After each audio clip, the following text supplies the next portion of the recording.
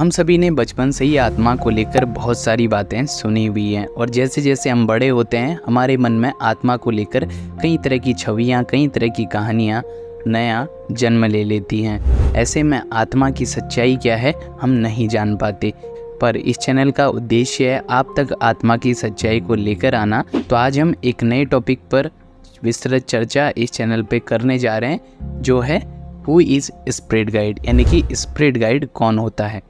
तो हेलो दोस्तों, स्वागत है आपका आत्मा द ओनली ट्रूथ के इस नए एपिसोड में। तो आज हम बात करने जा रहे हैं स्पिरिट गाइड की। स्पिरिट गाइड का हिंदी में मतलब आत्म मार्गदर्शक होता है। इसको आप पथ प्रदर्शक भी कह सकते हैं, और सिंपल शब्दों में समझें तो जो आत्मा को राह दिखाए उसको आत्म मार्गदर्शक कहा जा सकता है। अब प्रश्न ये है कि आखिर आत्मा का मार्गदर्शक कौन होता है, कौन आत्मा को राह दिखाता है। तो इसके विषय पे जब हमने इंटरनेट पे सर्च करी तो हमें नाना प्रकार के आर्टिकल्स देखने को मिले। विकिपीडिया से लेकर एआई जनरेटेड कंटेंट को हमने पढ़ा तो वहाँ पर बहुत कुछ था और अलग अलग था। उन सब को पढ़ कर के हमको अलग अलग तरह की जानकारियाँ मिलती हैं। जैसे कि एक प्रमुख ब्लॉग में हमने पढ़ा था कि आत्म मार्गदर्शक वो व्यक्ति होता है जो आत्मा को ये निर्देश देता है कि किस तरीके से उसको काम करना है।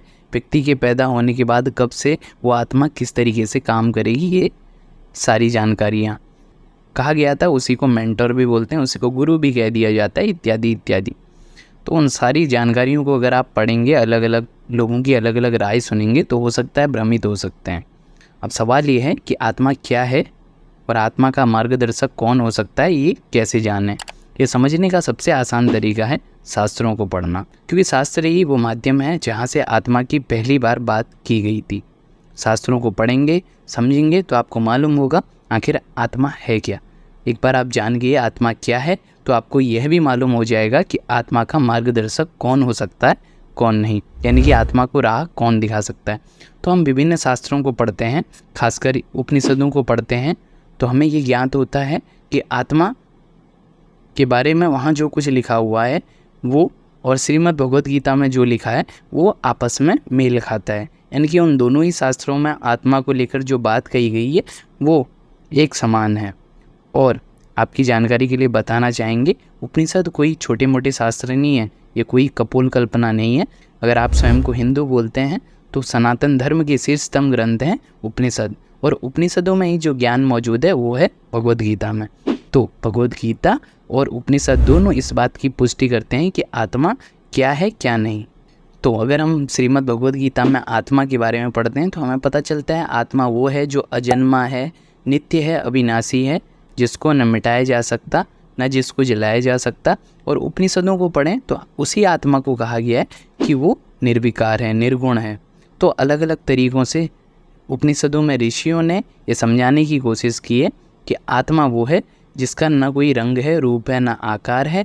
वहीं श्रीमद् भगवद गीता में श्री कृष्ण अर्जुन को उपदेश दे रहे हैं कि मात्र आत्मा है जो मनुष्य के मरने के बाद भी और मनुष्य के जीते जी रहती है, वही है जो नित्य सनातन है इस दुनिया में।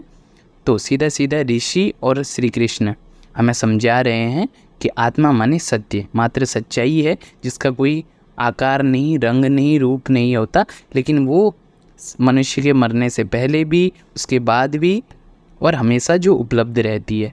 तो इसीलिए उसी सच्चाई को कहा गया कि वही सनातन है। इस दुनिया में शरीर तो मिटता ही है, चीज़ें में मिट जाती हैं या बदल जाती हैं, तो क्या है जो हमेशा रहने वाला है वो है सत्य, और उसी सत्य को आत्मा कहा गया है। अब आत्मा माने यदि सत्य है तो बताइए उसका पथ प्रदर्शक कौन हो सकता है।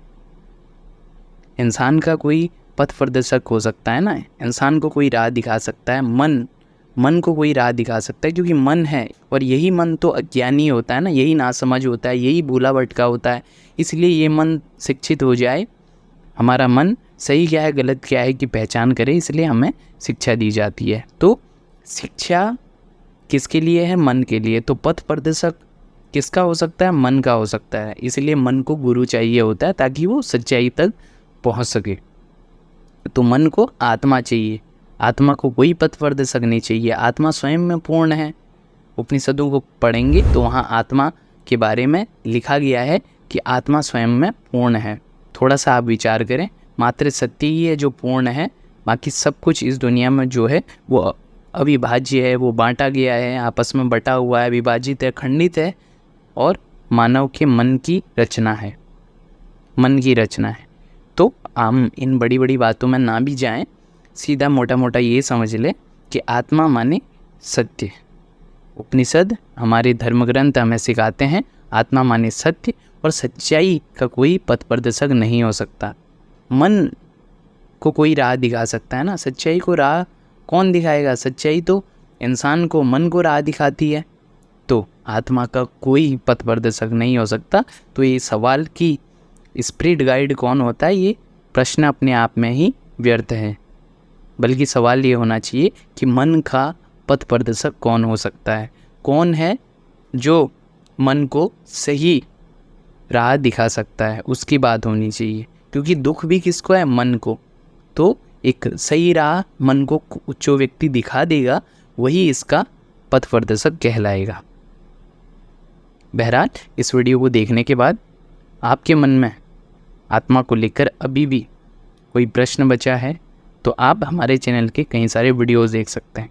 और इससे भी बेहतर मैं रिकमेंड करूँगा आप यूट्यूब पर सर्च करें आचार्य प्रशांत, इनकी वीडियोस आत्मा से संबंधित जितनी भी हैं उनको देखें, या फिर आप इनकी किताबों को पढ़ सकते हैं। बहरहाल इस वीडियो को देखने के बाद अभी भी मन में कोई सवाल है, संशय है तो कमेंट बॉक्स में बताएं। साथ ही इस वीडियो को शेयर करना अब आपकी जिम्मेदारी है। धन्यवाद।